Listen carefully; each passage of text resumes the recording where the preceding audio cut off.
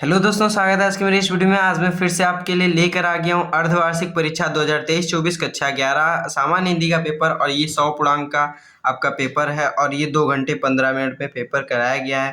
तो ये बहुत ही इंपॉर्टेंट पेपर है आपके लिए, जिसमें आपके लिए जो बहुत ही इंपॉर्टेंट क्वेश्चन है वही क्वेश्चन इसमें पूछे गए हैं। अगर आपका भी अर्धवार्षिक परीक्षा अभी नहीं हुआ है तो आपके लिए बहुत ही इंपॉर्टेंट हो सकता है ये पेपर। आप अगर अभी तक नहीं अर्धवार्षिक परीक्षा दी है तो इस पेपर को जरूर सॉल्व करिए, तब जाके अपना पेपर सॉल्व दीजिए। तो यहाँ पर मैं आपको पूरा पेपर दिखाने वाला हूँ, और अगर आपको पूरा सॉल्यूशन इस पेपर का चाहिए तो कमेंट बॉक्स में जरूर लिखिए। इसका मैं पूरा सॉल्यूशन आपके लिए बहुत जल्द ही अपलोड कर दूंगा। तो यहाँ पर सबसे पहले क्वेश्चन से लेकर हम चलेंगे, अंतिम क्वेश्चन तक देखेंगे, और यहाँ पर जितने भी बहुविकल्पी क्वेश्चन पूछे गए हैं उनका सभी का मैं उत्तर जरूर बताऊंगा। तो यहाँ पर सबसे पहले मैं आपको अगर बता देना चाहता हूँ एक बहुत ही इंपॉर्टेंट चीज़। अगर आप अभी तक इसका वीडियो को लाइक नहीं की तो वीडियो को जरूर लाइक कर दीजिए और चैनल को जरूर सब्सक्राइब कर लीजिए। अगर आपको इस पेपर का पीडीएफ चाहिए तो उसके लिए मैंने एक ऐप लॉन्च किया है बहुत ही जल्द में। वो ऐप है आपका प्रेप्यो। आप प्ले स्टोर पे सर्च करेंगे प्रेप्यो तो आपको आराम से देखने को मिल जाएगा मेरा ऐप। जो लोगो यहाँ पर आपके चैनल पे लगा हुआ है वही लोगो वहाँ प्ले स्टोर पे आपके ऐप का लगा हुआ होगा।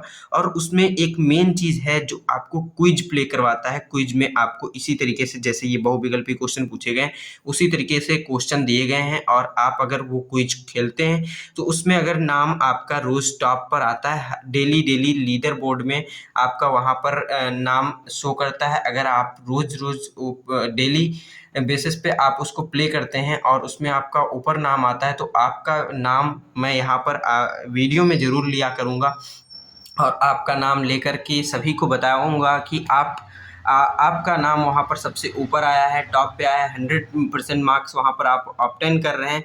तो इस तरीके से आप वहाँ पर क्विज ऐप जरूर डाउनलोड करिए और वहाँ क्विज प्ले करिए, जिससे कि आपके ये बहुविकल्पी प्रश्नों की प्रैक्टिस और अच्छे से तैयारी आपका हो सके। अगर आप वहाँ पर सही उत्तर देते हैं, अगर गलत दिए हैं तो आपको वहाँ सॉल्यूशन देखने को मिल जाता है, यानी कि क्या सही आंसर है उसका वो देखने को मिल जाता है।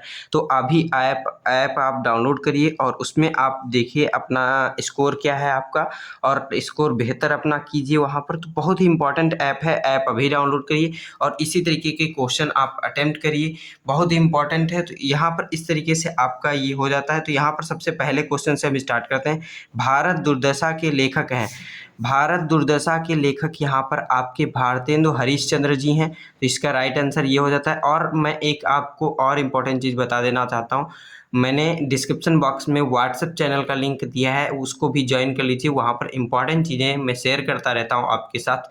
तो उसको अगर ज्वाइन करेंगे तो आपको जितनी भी इंपॉर्टेंट इन्फॉर्मेशंस रहेंगी आपके एग्ज़ाम से रिलेटेड और या फिर आपके स्कूल से रिलेटेड, तो उस पर मैं शेयर करता हूँ। तो उसको ज़रूर ज्वाइन कर लीजिए। उस पर कोई भी इंपॉर्टेंट नोटिफिकेशन रहेगा मैं उस पर शेयर करूँगा। तो यहाँ पर फिर आपका अगला क्वेश्चन दिया गया है, सरदार पूर्ण सिंह का लेखन युग है।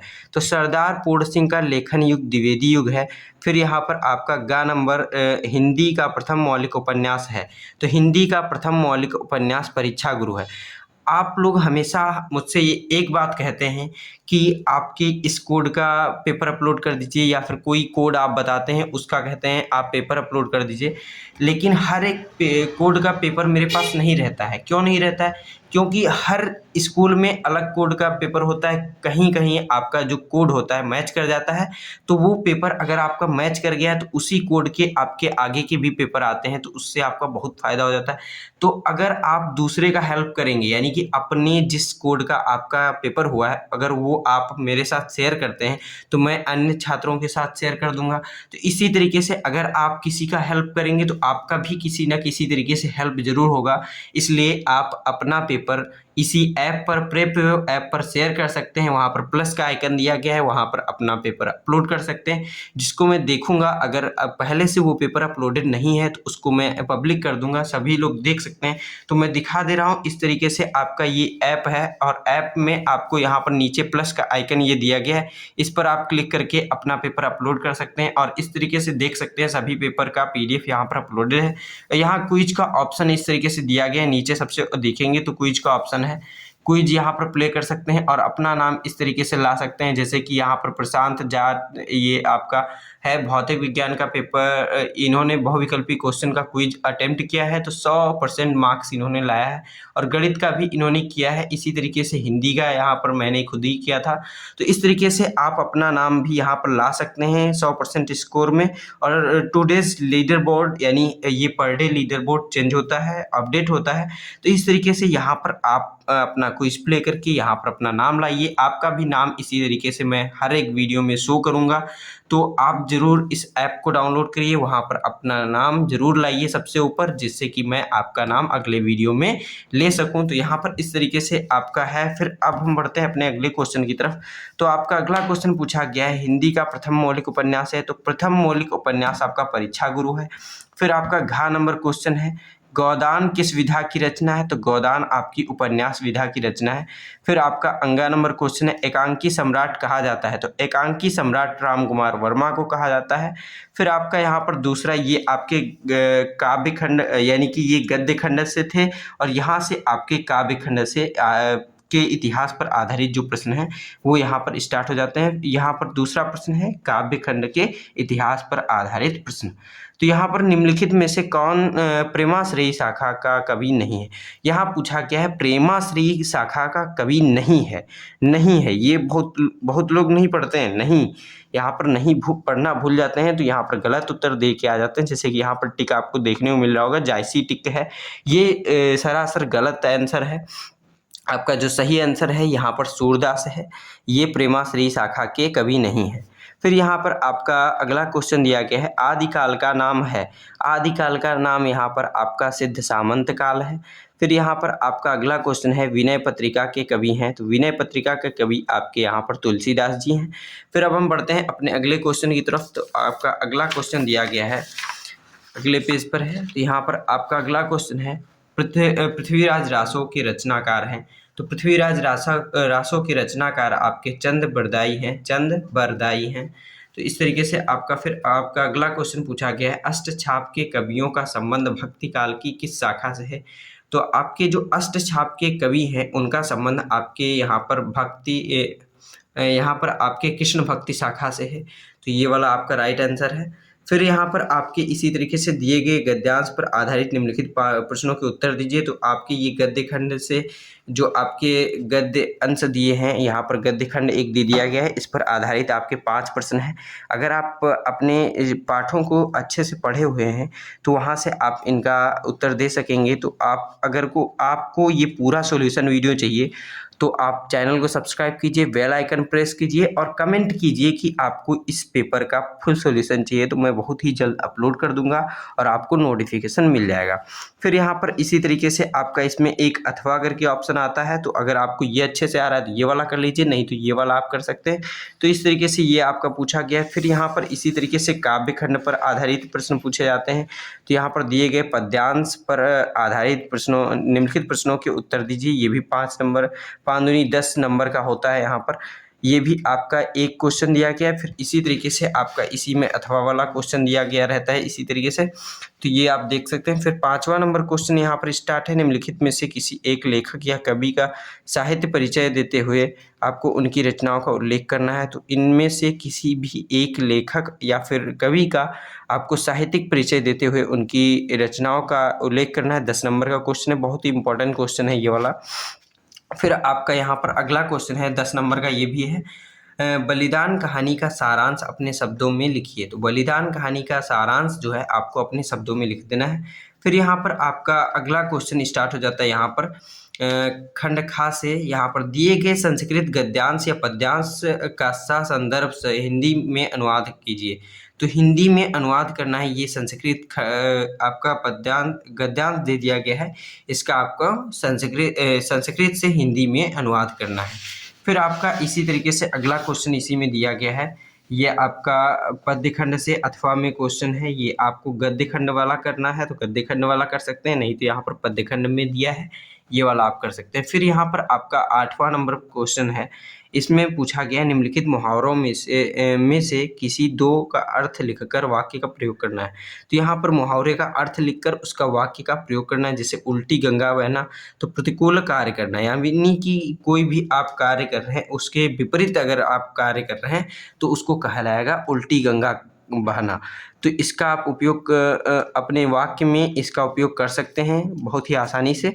फिर इसी तरीके से आपका यहाँ पर चंपत होना यानी भाग जाना। जैसे कि मोहन रमेश से 500 रुपये उधार लेकर चंपत हो गया यानी कि भाग गया। फिर घी के दिए जलाना, आनंद मंगल होना। जैसे कि विद्यार्थी 100% मार्क्स से पास होने पर उनके घर में घी के दिए जले। तो इस तरीके से आप इसका वाक्य प्रयोग कर सकते हैं और यहाँ पर इसका अर्थ भी इस तरीके से आपको लिख देना रहता है। फिर यहाँ पर आपका 9वां नंबर क्वेश्चन है, निम्नलिखित शब्दों में से किसी दो का संधि विच्छेद कीजिए। तो आपको किसी दो का संधि विच्छेद करना है। जैसे कि सूर्योदय का होता है सूर्य धन उदय। तो इस तरीके से आपका संधि विच्छेद पहले का हो गया। फिर नदीसा, नदी धन ईसा। तो इस तरीके से फिर परमार्थ, परम धन अर्थ। फिर आपका तथेति, तथा धन इति। इस तरीके से आपका ये संधि विच्छेद हो जाता है। फिर निम्नलिखित शब्द युग्म का सही अर्थ लिखिए। तो सही अर्थ आपको लिखना है जैसे कुल, फिर कूल। तो कुल मतलब होता है वंश और कूल मीन्स किनारा। फिर अम्बुज, अम्बुज मीन्स कमल और अम्बुद मीन्स बादल।